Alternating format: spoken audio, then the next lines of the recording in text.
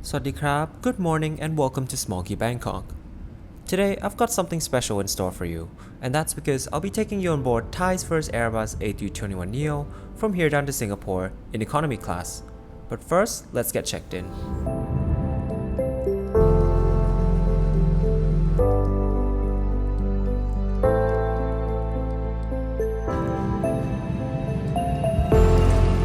The ever-busy Suvarnabhumi airport is packed despite a drop in visitor numbers. Luckily, Thai allows for both online and in-person check-in via multiple islands, so the queue is never too long.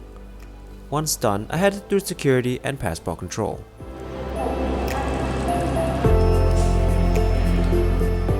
You're probably here for the A321neo, so I'll keep the airport part brief and focus more on that.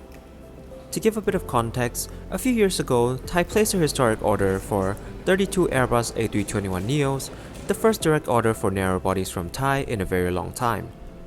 These jets are meant to be their new regional workhorse and is intended to replace older ex-Thai Smile A320s and some regional wide-body operations, freeing some space for the latter to operate true long-haul flights.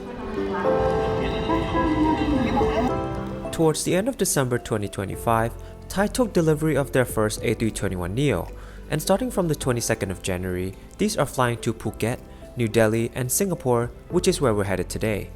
Speaking of which, this is our aircraft for today's flight.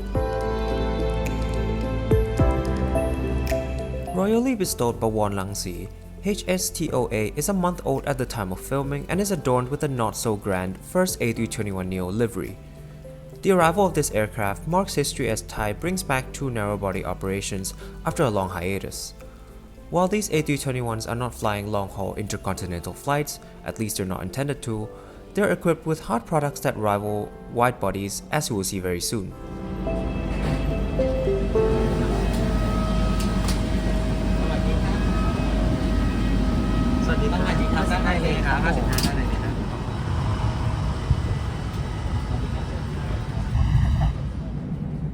So welcome aboard Thai's A321neo. The economy class is configured in a 3-3 configuration and features Recoro's R3 economy class seats and Safran's Rave IFE system, alongside Airbus's signature airspace cabin. I'm seated in seat 55A towards the back. Let's have a little look around.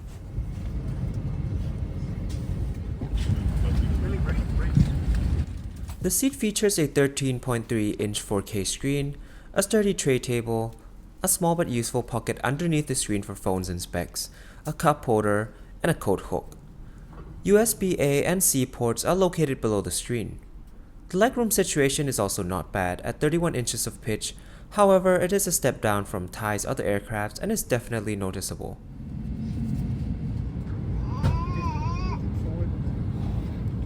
Good afternoon, ladies and gentlemen. Welcome aboard Thai Airways International, a member of the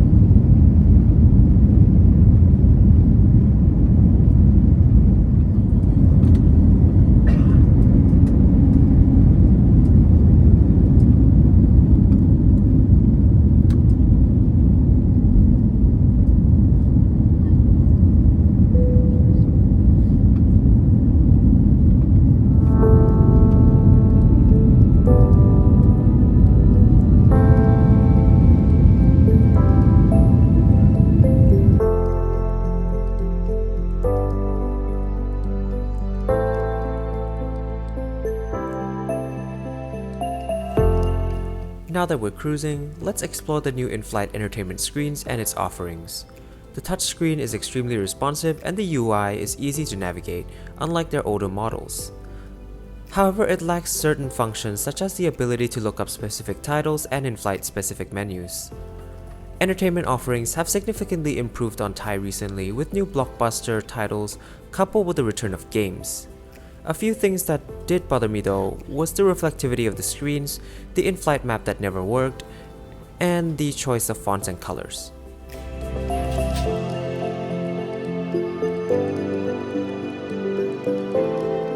Finally, it's time for the food review. On offer today were chicken Hokkien noodles and chicken fried rice with Chinese sausages. The kind flight attendants recommended the first one, so that's what I chose. This menu is a part of Thai's Streets to Skies initiative to collaborate with Thailand's renowned restaurants and bring their flavors on board. The noodles came with a side of tangy shrimp and corn salad, some sort of taro paste and sticky rice pudding, as well as a bread roll and butter. Labelless water bottles were also given out as a part of their sustainable initiatives. Overall, the food was good, but I was hoping to try their after-you milk buns.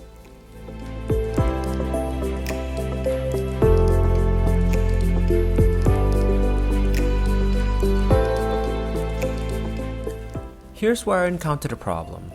I think the recline might be a bit too good. As you can see, when the seat in front is reclined, I barely have any space left. It felt incredibly cramped and I doubt one would be able to squeeze their way out. I'm hoping some fixes are in due process. On a brighter note, Bluetooth pairing is now available, so you're able to connect your own earphones to the screens wirelessly.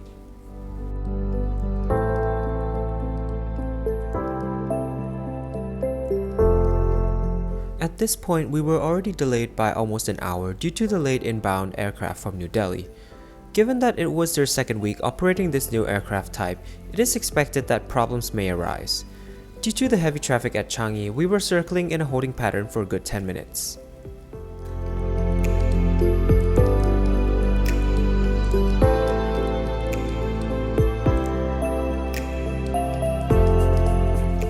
As we're now approaching Singapore, it's high time for some concluding thoughts.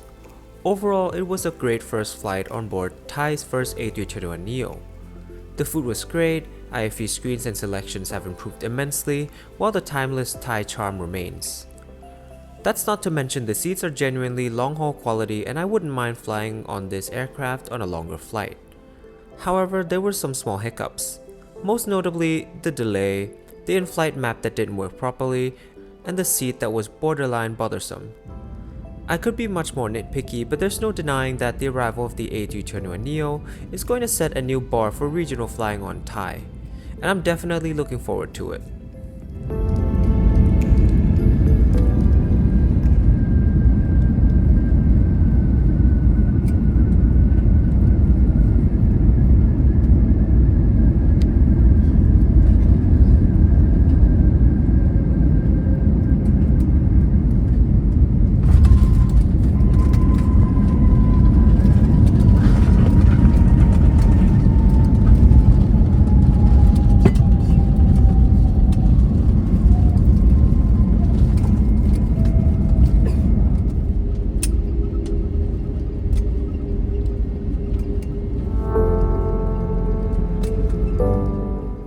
We're in Singapore.